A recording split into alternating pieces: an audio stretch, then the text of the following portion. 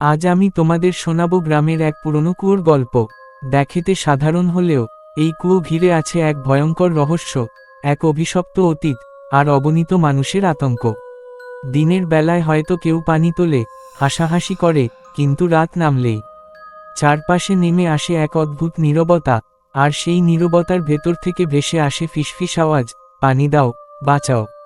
এই কণ্ঠস্বর কি সত্যিই মৃত সুভদ্রার, নাকি কুয়োর ভেতরে লুকিয়ে আছে আরও অশুভ শক্তি? আজ চলুন উন্মোচন করি গ্রামের কূপের ভূতের রহস্য। শোনো, আজ আমি তোমাদের একটা গল্প শোনাতে যাচ্ছি, এমন এক গল্প যা শুরু হয়েছিল এক গ্রামের পুরনো কুয়ো থেকে। কুয়ো তো সবাই চেনে, তাই না? কিন্তু গ্রামের মানুষজন বলতো, ওই কুয়োর ভেতরে শুধু পানি নেই, আছে এক রহস্যময়ী উপস্থিতি, এক ভয়ঙ্কর ছায়া, যাকে তারা বলতো কূপের ভূত। গ্রামটার নাম ধরো বেলডাঙ্গা। ছোট্ট এক গ্রাম, চারদিকে ধানক্ষেত, বাঁশঝাড়, আর মাঝখানে এক পুরনো কুয়ো। দিনের বেলায় কেউ হয়তো কুয়োর কাছে গিয়ে জল তোলে, হাসাহাসি করে, কিন্তু রাত নামলেই সবাই দূর থেকে কুয়োটাকে এড়িয়ে চলত। কেন জানো? কারণ রাতের অন্ধকারে নাকি কুয়ো থেকে উঠে আসে অদ্ভুত শব্দ। কেমন শব্দ বলো তো? কেউ বলতো হাহাকার, কেউ বলতো শিশের মতন ডাক, আবার কেউ বলতো পানির ভেতর দিয়ে হাত নাড়ছে কেউ, যেন ডুবন্ত মানুষের আত্মা বাঁচার জন্য হাত বাড়াচ্ছে। আমি নিজেই প্রথম যখন এই গল্প শুনলাম, বিশ্বাস করিনি। ভাবলাম এসব শুধু গ্রামীণ কুসংস্কার, ভূত টুতো বলে কিছু নেই। কিন্তু যতবারই গ্রামে গিয়েছি, লোকজনের চোখে মুখে এক অদ্ভুত আতঙ্ক দেখেছি। তারা সত্যিই বিশ্বাস করত ওই কুয়োতে ভূত আছে। তাহলে গল্পটা কোথা থেকে শুরু? অনেক বছর আগে সেই কুয়োটা খনন করেছিল গ্রামবাসী। তখন গ্রামে কোনো টিউবওয়েল নেই, নদীর জলও দূরে, তাই এই কুয়োই ছিল গ্রামের প্রাণ। সবাই ওই কুয়ো থেকেই পানি তুলত। কিন্তু একটা ভয়ঙ্কর ঘটনা ঘটেছিল। একবার গরমের দিনে গ্রামের এক যুবতী, তার নাম ছিল হরিদাসীর মেয়ে সুভদ্রা, সে কুয়োর ধারে পানি তুলতে গিয়ে হঠাৎ পা ফসকে কুয়োর ভেতর পড়ে গেল। সবাই ছুটে গিয়েছিল বাঁচাতে, কিন্তু ততক্ষণে দেরি হয়ে গেছে। কয়েক ঘন্টা পর যখন তার দেহটা ওপরে তোলা হলো, তখন তার চোখ দুটো অদ্ভুতভাবে খোলা ছিল, আর ঠোঁটে যেন একটা জমাট বাঁধা হাসি। সেদিন থেকেই কুয়োর কাছে কেউ ঠিকমতো যায় না, বলে সুভদ্রার আত্মা এখনো কুয়োর ভেতর বন্দী। আমি ঠিক করলাম, যেহেতু এতদিন শুধু গল্প শুনেছি, এবার নিজেই গিয়ে পরীক্ষা করব। এক রাতে, চাঁদহীন অন্ধকার রাতে, আমি টর্চ আর একটা রশি নিয়ে কুয়োর কাছে গেলাম। গ্রামের লোকজন সবাই আমাকে বলল, যেও না, ওখানে গেলে ফিরে আসতে পারবে না। কিন্তু আমি তো একরকম এক্সপেরিমেন্টের মতো নেমেছিলাম। কুয়োর ধারে দাঁড়িয়েই প্রথমে আমি টের পেলাম, চারপাশে হঠাৎ এক অদ্ভুত ঠান্ডা বাতাস বয়ে গেল। অথচ সেদিন সন্ধ্যায় এত গরম ছিল। টর্চ জ্বালাতেই দেখি, কুয়োর ভেতরকার পানি কালো অন্ধকারের মতো ঝিকমিক করছে। মনে হচ্ছিল শুধু পানি নয়, যেন কোনো চোখ আমাকে তাকিয়ে দেখছে। আমি কুয়োর ভেতর ঝুঁকে দেখছি, ঠিক তখনই একটা শব্দ শুনলাম, পানি দাও। আমার বুক কেঁপে উঠল। কে বলল? চারপাশে কেউ নেই। আবার শুনলাম, বাঁচাও। একটা মেয়ের কণ্ঠস্বর, হুবহু ডুবে যাওয়া মেয়ের মতো আওয়াজ।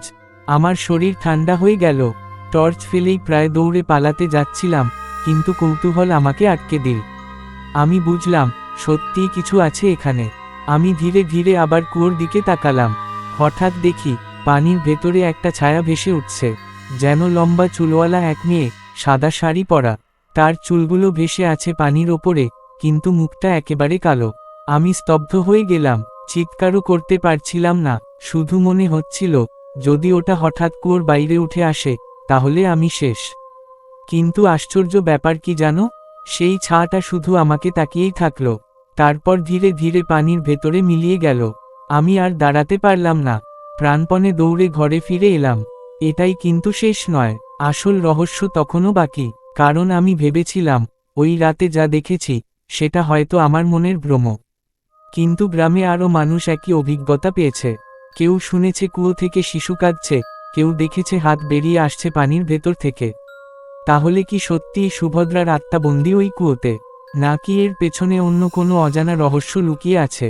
সেদিন রাতে আমি তো প্রাণ হাতে করে পালিয়ে এলাম, কিন্তু মনের ভেতর প্রশ্নগুলো একটার পর একটা কিলবিল করতে লাগলো। আমি আসলে কি দেখলাম? আমার চোখ কি আমাকে ধোঁকা দিল, নাকি সত্যিই সুভদ্রার আত্মা এখনো কুয়োর ভেতরে বন্দী? পরের দিন সকালে গ্রামবাসীদের মধ্যে কানাঘুষো ছড়িয়ে পড়ল। ওই ছেলেটা নাকি কুয়োর ধারে গিয়েছিল। সে কি কিছু শুনেছে, কোনো অশুভ ছায়া দেখেছে নাকি? আমি সত্যিটা কাউকে পুরোটা বলিনি, শুধু বললাম, হ্যাঁ, কুয়োর ভেতর থেকে একটা আওয়াজ এসেছিল, কারো সাহায্য চাওয়া কণ্ঠস্বর। এই কথা শোনার পর গ্রামের এক বৃদ্ধা, নাম তার কুন্তলা দিদিমা, আমার দিকে তাকিয়ে ফিসফিস করে বলল, তুই যেটা শুনেছিস, ওটা সুভদ্রার আত্মা নয় রে, ওটার পেছনে আরো বড় অভিশাপ আছে। আমি অবাক হয়ে জিজ্ঞেস করলাম, অভিশাপ? কেমন অভিশাপ দিদিমা? তিনি ধীরে ধীরে বলতে লাগলেন, অনেক আগে এই কুয়ো খোঁড়ার সময়ই নাকি এক ভয়ঙ্কর ঘটনা ঘটে। গ্রামের একজন লোভী জমিদার ছিল, নাম হরেকৃষ্ণ রায়। সে গ্রামের মানুষের কাছ থেকে জোর করে খাজনা আদায় করত। যেদিন কুয়ো খোঁড়া হচ্ছিল, সেদিন নাকি মাটির তলা থেকে বেরিয়ে আসে একটা পুরনো লোহার সিন্দুক। সবাই তো খুশি, ভেবেছিল ধনরত্ন পাবে, কিন্তু সিন্দুকটা খুলতেই দেখা যায় ভেতরে শুধু হাড়গোড়, কারো মানুষের হাড়, কারো শিশুর।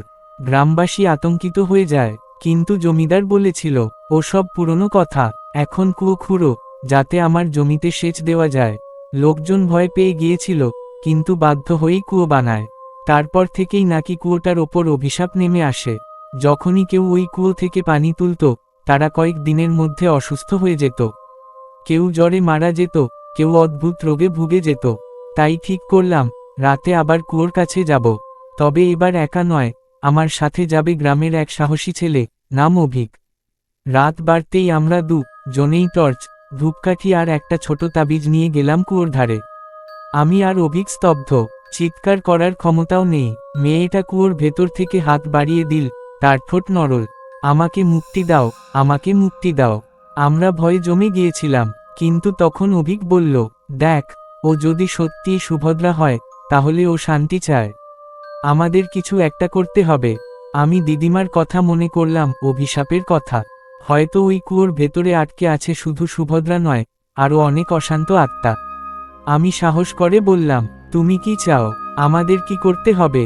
মেয়েটার মুখটা অদ্ভুতভাবে বিকৃত হয়ে গেল। সে ধীরে ধীরে বলল, সিন্দুক খুলে দাও, হাড়গুলো মুক্ত করো, না হলে কেউ শান্তি পাবে না। আমি আর অভিক কেঁপে উঠলাম, তবে কি সত্যি সেই সিন্দুক এখনো কুয়োর ভেতরে রয়েছে? কুয়োর ধারে দাঁড়িয়ে আমরা জনই তখন শিউরে উঠছি। চোখের সামনে সেই সাদা শাড়ি পরা মেয়েটার ভৌতিক অবয়ব ভেসে উঠেছে। তার ঠোঁট থেকে যে শব্দ বেরোচ্ছে, তাতে স্পষ্ট, ও শুধু সুভদ্রা নয়, ও যেন শত বছরের বন্দি আত্মার প্রতিনিধি। সিন্দুক, হাড়গুলো মুক্ত করো। এই কণ্ঠস্বর যেন কুয়োর ভেতর থেকে বেরিয়ে আসছে, কিন্তু তার প্রতিধ্বনি সারা গ্রামটাকেই ঘিরে ধরছে। অভিক আমার কানে ফিসফিস করে বলল, আমরা কি